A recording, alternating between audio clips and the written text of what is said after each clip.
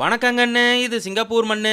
குடிச்சு போட்ட பாட்டில் எடுத்து எடைக்கு போட்டானா, எடைக்கு போட்ட காசை வச்சு திரும்ப குடிச்சானாங்கிற கதையா? இன்னைக்கு இதே சோறா, குழம்பா, ரசமா, பீரா, எது? சாரி மோரா அப்படிங்கிற வார்த்தைய மாமியா வாயிலிருந்து கேட்டு கேட்டு அடுப்படியில கால் எடுத்து வைக்கிற ஆசையே போயிருச்சு மனசை விட்டு. ஆக்கிறத பூரா அம்மாளும் மகனும் வட்டை நிறைய போட்டு வாயில முழுங்கிட்டு எங்க அப்பாவுக்கு பிடிக்கல, எங்க ஆட்டுக்குட்டிக்கு பிடிக்கல அப்படின்னு ராகமா பாடுவாங்க உருட்டு. சரி விடுங்க மணி, இன்னைக்கு ராத்திரி அவர் வரட்டு. இந்த கருவேப்பிலை பூண்டு சாதத்தை ஆக்கி கொடுத்தீங்கன்னா டேஸ்ட் சும்மா மிரட்டு. உண்டதுக்கு அப்புறம் உங்களை விட்டு எடுத்து வைக்க மாட்டாரு ஒரு எட்டு. அப்புறம் என்ன காத்தால விடிஞ்சது உங்களுக்கு கன்ஃபார்ம் காஞ்சி பட்டு.